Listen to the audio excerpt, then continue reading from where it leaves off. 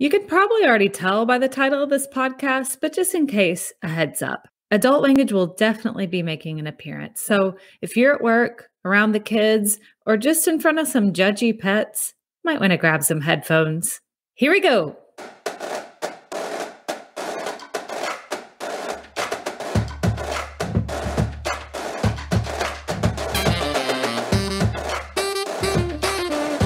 Hey, it's Leslie. Welcome to My Effing Desk bonus episode, 3 things about Disney Pixar's Soul. As soon as I saw the movie Soul with my family, I think we actually saw it on Christmas Day, I knew I wanted to talk about it with you. It was one of those movies that just kind of blew my mind, and I'm not the only one. It's definitely not your typical kids movie, is it? It definitely has some funny parts in it and some lighter moments, but it is so indicative of how kids' movies are nowadays. I saw a tweet about it the other day. Pixar movies when we were little were like, yay, talking toys. And now it's like, how do you make meaning out of an otherwise meaningless existence? What is the definition of purpose? All these super, super deep things. But I love it. I love that we're respecting kids' intelligence and giving them other options than just kind of the typical black and white, good and bad. The princess finds the prince or the prince finds her and they live happily ever after, and such flat, unrealistic crap that so many generations were fed. So I'm all for it. Before we keep going with my 3 things about Soul that I want to share with you, there are going to be major spoilers. This whole episode is a spoiler. So if you have not seen it yet and you don't want to have it spoiled for you, maybe go check it out first and then come back and listen. Or if you don't feel bothered by that kind of stuff, then keep listening. The first big theme that stuck out to me is this idea that a spark isn't a soul's purpose. So if you've seen the movie, you know that that's the whole deal, is that Joe, in addition to all of his things, is trying to help 22 find their spark. I loved the idea, as a side note, that all of these mentors, like people who'd already passed away, like Mother Teresa and Einstein and whoever else mentored 22, that they were the ones that helped new souls find their spark. That I thought was such a cool note, that people that came before us somehow guide us on our way on Earth once we make our way down. Once that theme showed up, that a spark is separate from your purpose, it made me stop and think, have to mull over it for a few days. You know, I think we have that idea from being asked all our lives, from the time we're in high school, deciding where to go to college, if we're going to college, and what it is that we're into. What are you going to be when you grow up? What are you going to do? There's this idea that there is a predestined thing that we are set for, that we are going to do, and that's our thing, and it's our job to figure out what that thing is and to do it. And if we are not able to do it somehow, then we're a failure. And I loved that this kind of turned it on its head and was saying, your spark is the thing that makes you feel alive and kind of gets you through life and makes life enjoyable and lights you up. But it may or may not be your purpose. It isn't necessarily your purpose. I read this article in Vox that described it really well. I'll put a link in the show notes. The author, Alissa Wilkinson, said, there's no slot on Earth into which you specifically are meant to fall. Instead, there's something about living that in turn sparks life in you. And it may or may not overlap with how you make a living or where you live or myriad other things about you. Man, that's some deep stuff for a kid's movie, right? That's deep stuff for any movie. The thing that I think is so good for our kids and for us to hear about this is what Alissa continues on to say. She says, this means that your worth as a person isn't tied to the job that you have either. I mean, geez, that just spoke right to me. How much better would our society be if we all understood that our worth as a person is not tied to our job, because it may or may not be tied to what makes us feel alive, and that's okay and normal. Good job, Disney and Pixar writers. Hell yeah. The other little tangent that I wanted to talk about is Joe's whole attitude that because he has spent most of his life teaching and not working as a full-time jazz musician, that he somehow failed. I mean, that's really central to this whole idea and the whole plot line, right? He's like constantly chasing after that gig that he wants that's going to prove him as a real musician and not, quote unquote, just a middle school band teacher. In that big moment with his mom, he says, "I'm just afraid that if I die today, my life would have amounted to nothing." And that really shook her. That was such a great moment. But it's so telling, right? In the creative field, a lot of people end up teaching to make ends meet. They may or may not actually want to teach, but they end up doing it. And I think that there is a sense of failure with that, or that it's something that anyone could do. P.S. Totally wrong. Totally wrong. Not everyone could teach and not everyone should teach. But still, there's still that perception, isn't there? And I think there's also a perception among some in the creative community that having any sort of a regular job, but especially teaching, but anything regular with like a steady paycheck or in the corporate world or something that you don't have to piece together is a cop-out somehow. If it's not directly tied to your spark, to your creative ability, then it's settling and therefore not good enough. That attitude and Joe's attitude in the movie is such a narrow definition of success and what making it is. I think of all the people that Joe inspired through his teaching. You think of Curly, his former student who ended up calling him to come and play the gig with Dorothea Williams, was obviously very successful. The little girl whose name I can't remember right now, God, that scene where she came and wanted to quit and he/Tina Fey, 22, inadvertently talked her back into playing. That just choked me up so much.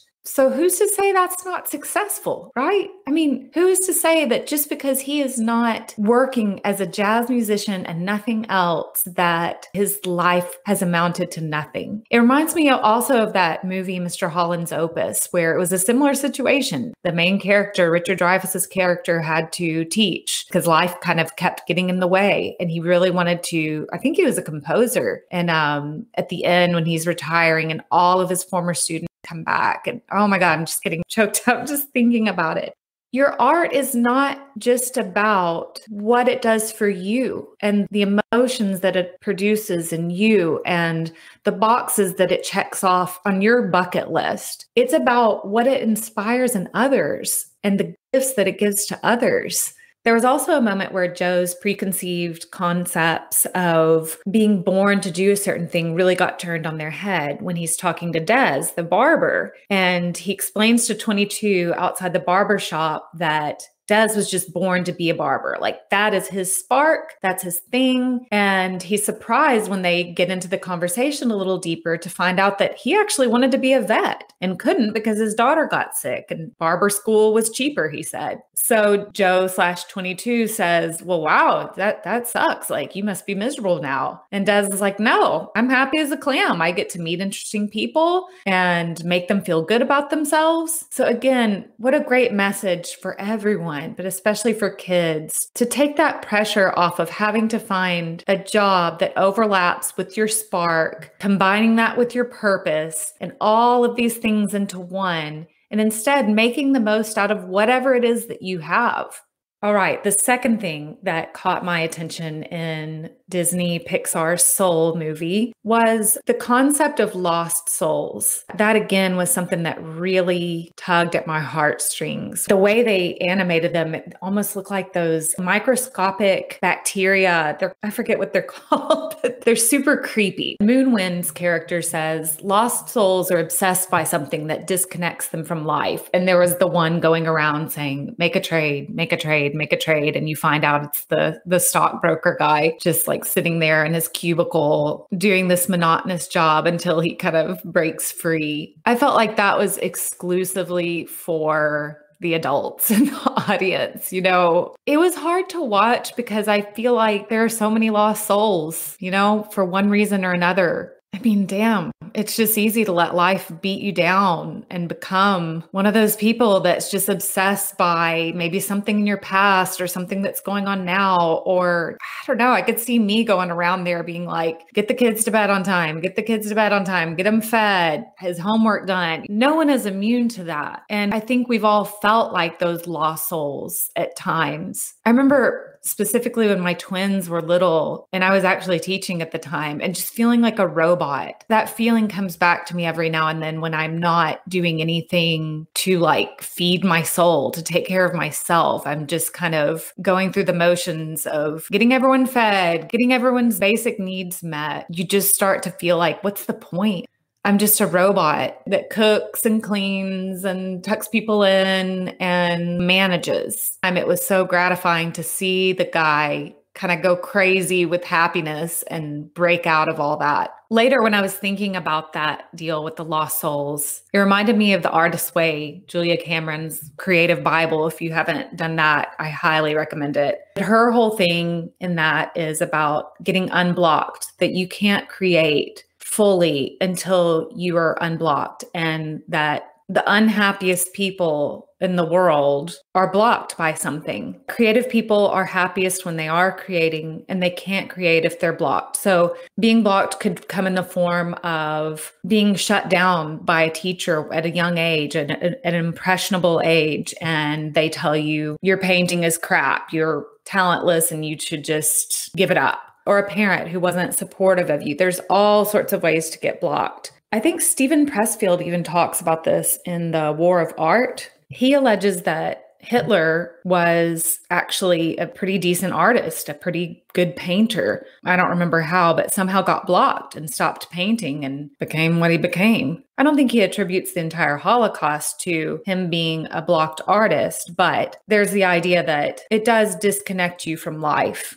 There was another part of the movie that was so great that was connected with this in a way, talking about the zone, the space between physical and spiritual that so many people know so well, creatives, athletes, even when the guy is spinning the sign when he was in the zone and everything else just fell away. I loved the depiction of that as like a physical place you could go to that was kind of magical, because, that is such a sweet spot that we're constantly looking for as creatives. It's so hard to get to. So I love that little nod to that.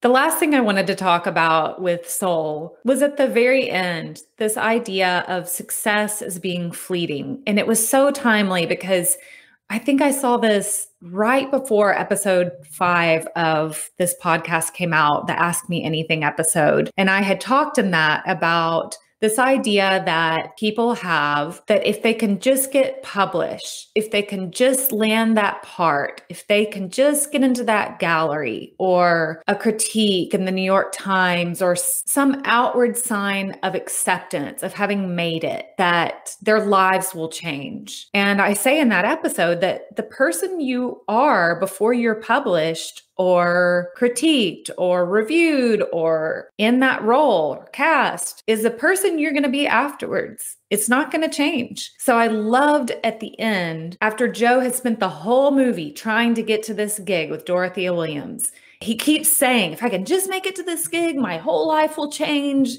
This is all I need. It's like, I could just see the setup and I was like, yes, I love where they're going with this.